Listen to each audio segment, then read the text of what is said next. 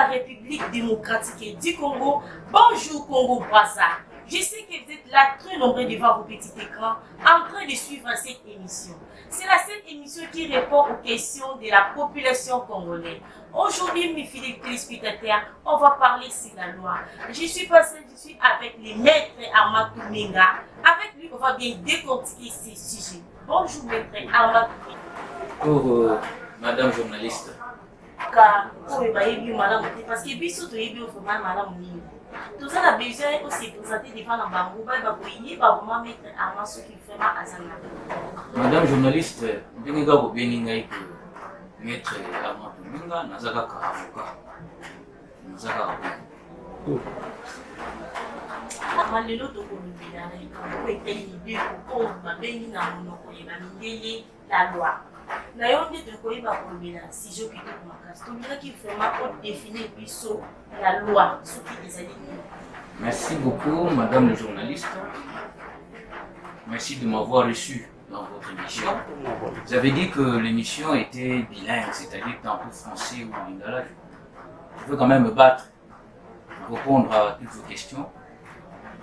La loi, j'aurais beaucoup de peine à définir cette notion-là en lingala. Je préfère quand même le brouiller en français. Nous savons bel et bien que la loi, telle qu'étudiée à l'université, telle que définie par plusieurs doctrinaires, c'est l'ensemble de normes juridiques de nature générale, impersonnelle, transcendantale, obligatoire, réhabilitatrice, contraignante et dictée par une autorité publique. Donc, de manière succincte, c'est ce que nous pouvons entendre par la loi. Mais au-delà de ça, nous avons Tozana, pour un peu parler lingala, Tozana ou babenga kamibeko tel que défini. Mais mibeko wana tant va définir yango ezali na ba façon ko basalela ka. Tozana conception restreinte. Il y a momoko mibeko pour voir définition au sens restreint et au sens large, sens restreint au sens formel et sens large au sens matériel. Donc mes béco ils allaient dans le sens où. Voilà maître Amatou livre matoyé ba o expliquer biso mouvement malamu penza ce qui tout ça la combien sorti à loi. Merci madame le journaliste. Mibeko ezali ba sorte na ba catégorie ebele. Société nyonso pour fonctionner, il faut ezala na mibeko na chaque secteur na catégorie na mo ba catégorie ebele. C'est comme cela que oyokaka po ba bengaka likonzi ya mibeko, autrement dit la constitution. Nous avons d'abord au sommet de toutes les lois la mère de toutes les lois qui est la constitution. Conforme à la constitution que Békouane Koki s'appliquer. Au-delà de ça, nous avons une sorte de sous. Et Mibeko Yamike n'est pas la constitution. Nous avons mis Béko Moussou, oui, Pota, n'a pas source de droit, Poto Bingaka, va traiter les accords internationaux. Wanapi il s'applique à Tanambo Brabiso. Autant que le signal Yango, le ratifier, le président va ratifier, Yango peut publier Yango dans le journal officiel. Et quand il y a une nomenclature, mibeko ya mboka na biso il faut appliquer.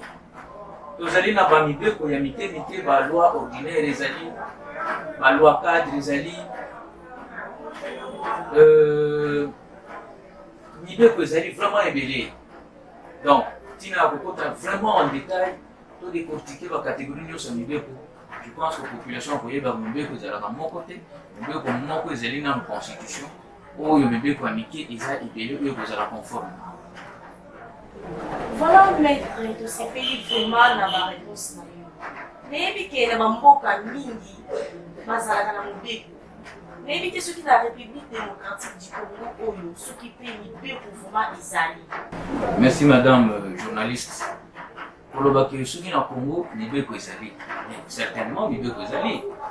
Parce que mibeko esalimaka soit suivant procédure ordinaire oui esalimi le Parlement, suivant une procédure, et puis les gens ont mis comme sous, pour les dans le sens large, où est la prescription nyons. Les gens ont législatif baacte réglementaire ezala baarrêté ezala badécision nyonso comme ezokamba bato na kati ya société ezali mibeko. Il suffit ke ekamba bato esala baprescription oyo moto akoki koleka te mpo mboka etambola bien. Nyonso wana ezali kaka mibeko au sens large. Au sens strict, au sens restreint ezali mibeko oyo bavotaka na parlement. Donc Congo aza na mibeko soki te tokobenga yango Congo te. Mibeko ya liboso constitution depuis tozwa indépendance savez que tozala na mibeko ti lelo oyo mibeko ezocontinue. Donc tozali vraiment kokambama na se ya mibeko. Merci Maître Amadou Menga. Tolingaki toyeba lisusu soki na mboka na biso oyo mibeko yango esalamaka vraimen na ndenge elongobana. Oui madame, tolingi toyeba soki mibeko esalema na ndenge elongobana. Tosalema na sens ya kosala yango moko mibeko ou bien koaplike yango. Kosalema esalemaka comme il se doit. Parce que procédure oyo basalela mibeko na parlement, je pense que badéputé na basénateur na biso barespectaka yango. Président de la République mpe apromulgaka baloi nyonso mibeko nyonso mpe ndenge ekendaka na procédure normale na journal officiel. Est-ce que mibeko yango esaplikaka na ndenge oyo ekoki kosepelisa na bato baza na mboka na baoyo baza na étranger? C'est là la grande question. C'est là la grande question. Mon point de vue est partagé, mais à mon humble avis, je sais que mibeko bazwa ndingisa ya koaplike yango moko baloi kuna nde mwa baproblème ezali. Parce que peuple na basociété nyonso azalaka toujours na tendance ya koviole mibeko na basociété nyonso ya monde. Yango monaka soki ndenge yo na nga tozali boye, soki yo ozoyiba te ozoboma te, ce n'est pas parce que yo obotama na famille ya bien ozwa éducation ya malamu ou alors osambelaka mingi. Non, c'est parce que vous avez peur de la loi, c'est parce que vous avez peur de l'État. C'est comme ça que vous osala bambeba te. Parce que soki osali mbeba bakoaplike oyo mibeko. Alors maintenant bakoaplike oyo mibeko wana comment? Est-ce que bakoaplike yango comme bakoki koaplike na bamboka mosusu? Là maintenant ça dépend ya mboka. Application ya mibeko etali bamboka eza na bamboka mosusu na mokili oyo babengaka baétat de droit. Osali mbeba baaplike yo mibeko na magistrat, besoin na juge. Soki baaplike yo yango bakondane yo, vraiment okosubir peine na yo mpe okosubir peine ntina soki asi faut faire la prison, faire votre prison ntina kolongola condamnation. Bon, question wana soki na mboka na biso esalema bongo. Bon, ça c'est une appréciation ya mutu nyonso ayebi soki ezalaka bongo. Mais moi, pas problème, mes amis. Côté Wana pour l'emboka. Parce que je pense que même les politiques, le chef de l'État est en train de prôner un état de droit. Nous devons l'encourager par rapport à ce point de vue. État de droit, mais il reste maintenant à mettre toutes les batteries en marche pour vraiment tout sécuriser tout le monde état de droit. Pour ils dit que dirigeant et dirigé tout le monde en dessous de la loi. C'est ça. Et là, on met tout le monde. De sorte que exception à la tête à gauche à droite. De toute façon, mibeko ezali na mboka biso. Voilà, Maître Amadou Sepeli, vraiment na yo nyonso oyo ozali korépondre na question na biso. Biso na mboka na biso toyokaka kaka état de droit. Toyokaka kaka état de droit. Toyebi fina état de droit te. Est-ce que na mboka oyo la République démocratique état de droit ezali kati na mboka na biso? Madame journaliste, toyebi que ma prétention ezali ya kokomisa mboka na biso état de droit. Mais c'est prématuré de faire un constat qu'aujourd'hui nous sommes dans un état de droit. Toza na posa tokende mpe tozokende déjà malembe na baeffort ya bakonzi na état de droit. Parce que ndenge tozalaki peut-être lobby progressivement l'amélioration malembe ezokende kokota avec baeffort ya mokonzi ya mboka. Je pense que tokoki kozala bapessimiste te pour dire que eloko moko ezosalema te. Non, Tant aux prétentions, on est continua. Ce sont des prétentions qu'il faut encourager. Parce que les alliés pour l'intérêt, pour l'intérêt, il y a besoin de Congolais. Et Tigal, ce qu'on a eu, Atia Babatri nous en marche de sorte que l'état de droit wana. Et ça, la ndenge ça na bamboka msusu. Bamboka mingi en Afrique. Et ça, bamboka ya vieille démocratie. Il y a Europe, les États-Unis à gauche à droite. Dans un bamboka en Afrique, moi exemple vraiment l'état de droit. Vous savez, Mbeba, Bakandi ou Bassanso, même l'Angola, Pamba. Complaisance ces alités. Bakandi, c'est tout. Sali prison, tout c'est fini. Fermeté ou non. Ceux qui doivent vivre, moi, je pense que complaisance c'est aussi là. Et puis, chaque monde a ressenti que ceux qui n'ont mis moi bouillant, en tout cas, ceux qui ont touché à c'est fini. Ceux qui ont ici, condamné, c'est fini. Donc, ce n'est pas le moment aujourd'hui là, il faut résoudre ça, tout ça, la conclusion que tout ça est déjà dans 4 états. Nous sommes juste des bandeliers vers l'état de droit. Merci, Maître Armand Menga, pour que l'état de droit et vraiment libéré la République démocratique du Congo et signer va poser un mot comme ça. Merci, madame journaliste. État de droit pour un état effectif dans le Congo.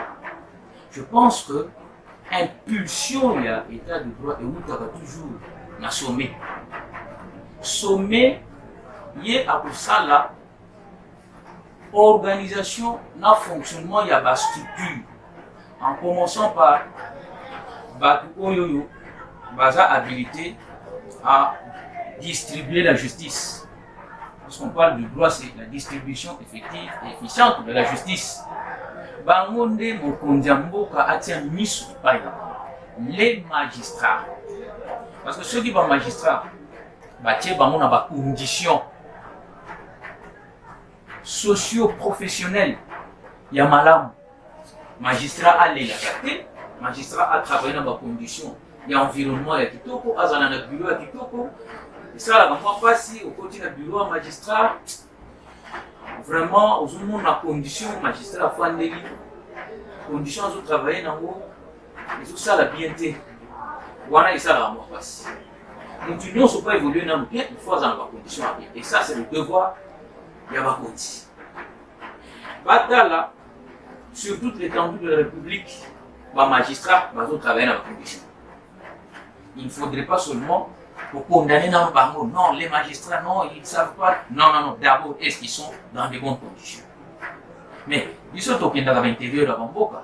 Descendez même dans la Kenge, tout ça. Kenge dans la Gassongolunga. D'ailleurs, il n'y a pas de tribunal. Le tribunal ne fonctionne pas à Gassongolunga.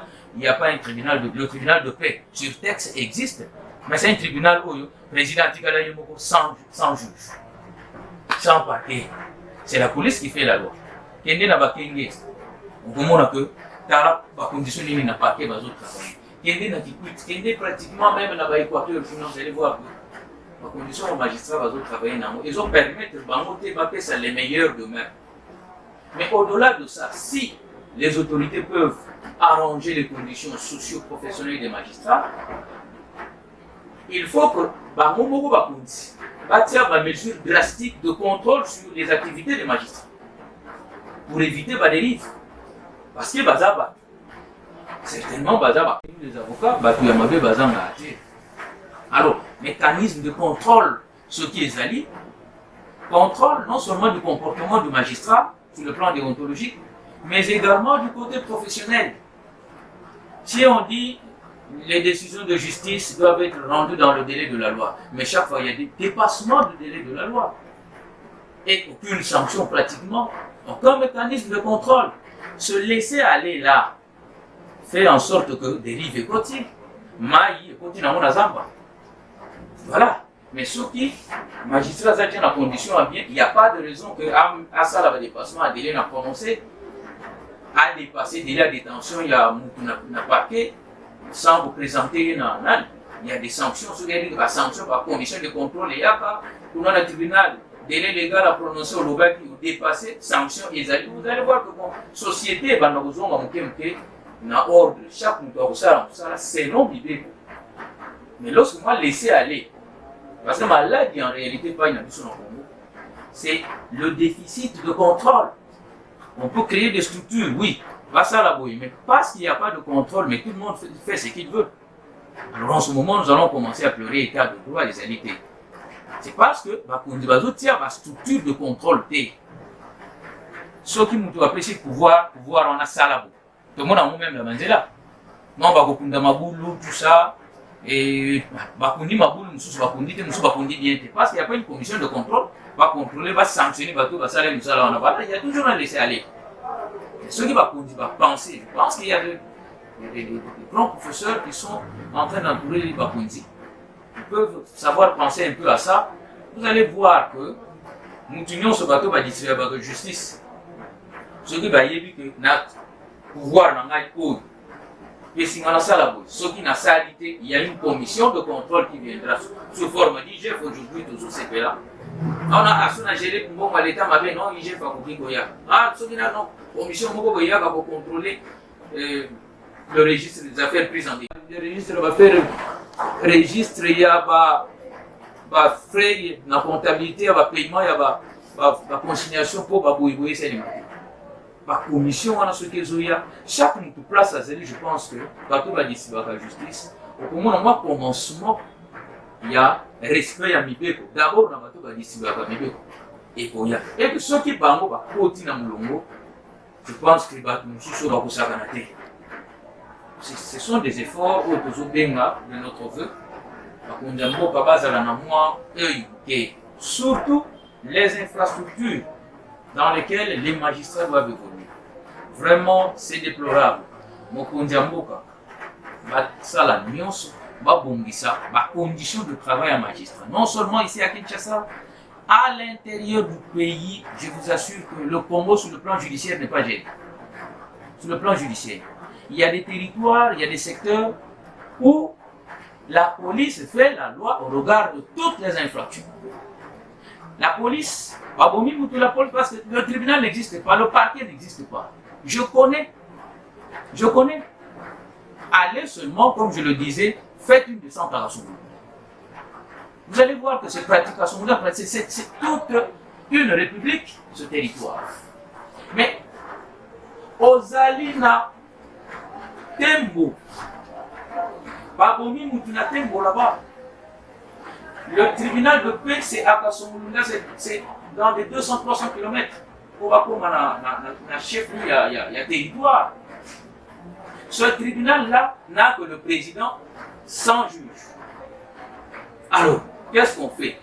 Parce qu'il s'agit à Boboma, il faut un tribunal de grande instance, il y a Kenya. À combien de kilomètres pour Bakoma Kenya? La police fait la loi là-bas, on trouve un amiable et on paye des amendes et puis c'est fini. Les cas de viol, n'en parlons pas. Donc, c'est compliqué. Mais alors, ici à Kinshasa, il y a des magistrats que l'on mute à Tindé Kende pour ça dans l'intérieur du pays. Il fait de petits arrangements et tout est terminé. Donc, à ce niveau-là, il faut quand même qu'on ça la moi ma casse. Voilà, maître Armand Benga, Nandenge Outi Coupé, c'est biso Beyano, ma question à biso. Ndenge ni bazali pour traiter les magistrats parce qu'il y a la considération dans le cas de biso tétoni. Madame le journaliste, le magistrat dans toutes les sociétés ne sont pas n'importe quelle personne. C'est la noblesse du fonctionnement de l'État. Mais c'est la représentation du pouvoir de Dieu. Dieu lui-même, il a été depuis la nuit des temps le premier magistrat. C'est lui qui a été au commencement de toutes choses en train de condamner. Vous connaissez l'histoire d'Adam et Ève. Il y a un mouton qui est bien. Il y a un mouton qui est bien. Il y a un mouton qui est bien. Voilà, à tes sanctions. À tes on a la société. À tes mibeko. Au bout de mibeko, sanctions. Nakati Mabele Awa, le magistrat, c'est la représentation du Dieu Tout-Puissant. C'est comme ça le pouvoir politique faut avoir la considération de la magistrat. Parce que Bazani pas n'importe qui. C'est comme ça que le chef de l'État on appelle ça le pouvoir naïe. Lui c'est le premier magistrat. Atteindre le pouvoir naïe et pas le magistrat. C'est comme Dieu le Père atteint le pouvoir naïe dans Jésus-Christ. On a le pouvoir. C'est un pouvoir sain et sacro-saint. Mais les sorties bazo respecter les magistrats, dans les conditions de travail, dans les conditions de vie, est-ce que vous pouvez prendre un magistrat, vous l'envoyer dans un coin en Équateur, dans les étés, nous allons mal les étés, à la dans l'école telle, dans les conditions bien, vous le déplacez à la condition là, il y a l'infrastructure, les équipes, le mode de vie, les équipes. Et puis vous allez le contraindre à partir, ceux qui vous allez le sanctionner. Vous trouvez ça normal? Alors que ceux qui n'ont pas développé l'intérieur du pays. Tous les magistrats vont essayer de l'intérieur du pays.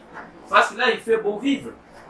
Mais aujourd'hui, si vous envoyez un magistrat à l'intérieur du pays, vous l'envoyez sous forme de répression ou de sanction à quelqu'un de souffrir. Parce qu'à l'intérieur, rien ne va. Donc, après, ça va faut que tu dans la capitale, déjà, vraiment, faut qu'il n'ait c'est parce que nous sommes alignés à faire dans la condition à bien. L'État a sa responsabilité et le président les alité. Et encore que la volonté du chef de l'État est à bon goût. Maintenant, il ne faut pas matérialiser il y a de sorte que ceux qui bâtissent les magistrats, soit dans la Kassoum Valesa, soit dans l'Équateur, je ne sais pas où, à ces pays-là, bâtissent dans la bande, dans la Kahemba, à Kendenese, vous voyez que là, la condition est allée à côté de là, pour côté de l'école bien, ainsi de suite. Merci, maître Ahmad Minga. Tu as quitté les sous pour le magistrat de Bissou. Si comme un magistrat, vous allez dans ce qui va aller au service. Dossier s'il ne t'aime, au Koyo Kaka, nous n'aurons pas abîmé. Tant que ce soit, ça veut dire que nous ne pouvons pas essayer de abîmer l'engue ou la tête. Essayer de vraiment que les foutre et on peut la macar. Tout n'a pas place sous et nous doit à la lumière. Ma camarade qui sera ma bonne pour la nuit. Donc on zoom à la magistrat, vous m'avez dit pour la délai. Oh, district est bien gâté. Oh, intel a bien gâté. Ma camarade bon pour la nuit. Si madame, pour la question, mon tout ce qui va au sein ça y est, les alités qui va au sein ça y est que d'office à ça coupable. Non, ça n'a pas coupabilité. Bazo Sambi ça y est, Azo se justifier pourquoi les Cambodgiens y acquis. Mais bien coupé, et ça là un mécanisme que même tu vas cangater Bazo Sambi ça y est, à couper aux alanans les bandes pour avoir conditions moko. Mais on a instruction ils ont continué. Ti jugement ya souka et kobim. Donc pourquoi moi arrêter que non mon Bazo Sambi ça y est, abîmer les bandes, après c'est liberté provisoire, par condition, il y a pour ça la libanda magistrat à quoi apprécier bien juge à quoi apprécier. Beaucoup m'ont noté. Certainement, influence provenant d'ailleurs des gens arrêtés. Tel a bien tel a déjà comportement, il y a un état de non-droit. Alors que nous sommes un état de droit. Mais en réalité, on est là. Tout le monde a Congo, même la pratique judiciaire, tout le monde a Congo. Magistrat parquet, a instruit le dossier bien. Influence, nous avons ailleurs, les mots, a comment pour bimana. Quand on a à céder la pression, à céder l'influence, il y a une hiérarchie. Ça existe, nous constatons ça. Mais, il y a hasard assujetti à principe à subordination hiérarchique. Le parquet fonctionne comme dans une administration publique, c'est comme à la commune, entre le gouverneur, la province, le ministre, ainsi que la commune, ainsi de suite. Dans le moment où on a un magistrat vraiment m'habité. Mais, il est bon que, malgré cela, le magistrat va dire qu'à moi, esprit à indépendance un peu. Ça, n'a aucun bien. Donc, tu vas bimaka, et allez kaka. Pour condamner une possibilité, pas vous savez, moi, liberté provisoire et ça.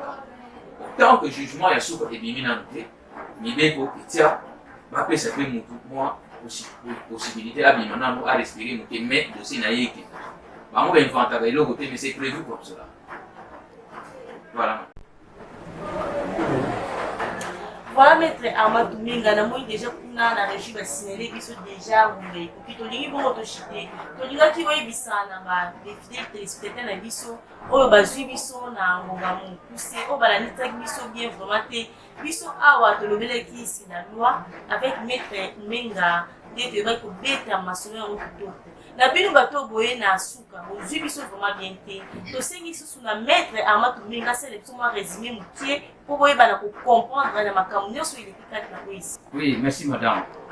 Pour le Bélia Walelo, ma prendre Mobeko. Bon, Mobeko, na Congo, Mobeko na Mboka contre dérive contre comportement oyo imboka bazala nango ko violer droit baninga ko violer droit de l'état ainsi de suite ko buka biloko ainsi de suite. Voilà pourquoi mibeko ezalaka basala yango de manière générale, de manière impersonnelle, abstraite, sans pour viser ma catégorie, sans pour viser ma individualité. Mibeko nango branché ezali depuis la nuit des temps. Est-ce que mibeko ngo ba appliquer yango na ndenge oyo ilongo bani na mboka na biso? Je dis ba appliquer mibeko, mais peut-être pas de la même manière comme na bamboka ya ancienne démocratie. Certes mboka msu na Afrique bazo appliquer yango lisusu mwa malamu. Biso photo sala effort de sorte que soki mutu asali mbeba bazwa mibeko ba appliquer ye. Bon bato bazotala bazwa mwa exemple que ngaso na sali botel a suivi ça sort wana mwana mekali sous cette qualité. Moi complaisance côté wana bakondi basala lokola baba na kolonga. Poto kende na oto bingaka un état de droit. Alors un état de droit ezali mboka oyo bato bazo diriger bango biso na bakonzi ko bazo commander biso nyonso photo zala na se ya mibeko. Donc mibeko ezali eloko oyo ezali kwa nzambe azali pour biso nyonso na se nde sens ya état de droit ya loi. Mais soki bamoni ngana wala mokonzi te na sali mbeba ye mibeko ye azali kolongo ye mibeko na se wana ezali sous état de droit. Oh catégorie mutu te la sali boba qui peut être ça ce n'est pas un état de droit. Comme mokonzi mboka tutulu bako azwaki makanisi wana ya konstaurer état de droit awa na Congo ezali esengo na vœu oyo ezali que biso nyonso faut soutenir yango parce que ezali kaka esengo ya yete ezana esengo ya biso population. Donc makanisi wana en tout cas tout ça derrière na yango de sorte que atia ba mécanisme nyonso en mouvement pour tout monde que mutu nyonso azala na sa mibeko osali mbeba ba appliquer au mibeko. Et au-delà de ça tolobeli lisusu application ya mibeko par les magistrats. Est-ce que les magistrats basali ba appliquer mibeko nyonso bien? Nous disons que ba magistration to yebi biso moko que vraiment toyokelaka bango mawa biso bavoka tant tokotana ba bureau na bango tant mosusu esala mwa pasi ozomona esika kuta koyambela même justiciable moi quitte bati tout ça esalaka mwa pasi. Alors ce sont des grandes personnes de la société, l'État a bango en charge totalement, de sorte que abanda ko exiger bango résultat. Et pour exiger résultat, il y a moussala sans prétexte, l'État a tiaba mécanisme de contrôle, il y a moussala ba magistrat pour complaisance et cotaté. Alors oui magistrat, il faut ça ceux qui ont dans conditions bien temps l'État doit exiger résultat, en tout cas c'est bien. Mais pour exiger bango résultat dans conditions madame non, là ce n'est pas Lubeli Makambouan. Je pense que madame, je vous remercie pour m'avoir invité à votre émission. Et nous avons répondu pratiquement à toutes les questions. Population peut ayoki moi moké ou bisoto yebi, sans intention d'être exhaustif, parce que ce sont des questions de droit. Au baleki biso na maye le ba yebi comment ils peuvent compléter nos connaissances. Nous vous remercions. Nous sommes presque à la fin de notre émission. J'ai sali mobali ya soba bengi papi soba. Yende alongola soni na famille Kikonda. Papa l'exaucé na rema. Na pesi ba mote na ngana les grands artistes monene ya mboko yo Chéri Chérin. Na pesi mote na Grady Chérin na Jimmy Chérin. Na pesi mote na magazine d'actualité King Basango. Et je remercie les docteurs François. Na pesi ba mote na nga ebele na yumba ya mokundi Kinshasa. Na pesi susu ba mote ebele na maître Gela Mutumbu. Na sima ya kangana tozaki bongo na ingénieur monene babengaka Douglas. Na sima ya montage ekamamaki na Douglas Yemoko. D'ici là, portez-vous bien. On se retrouve.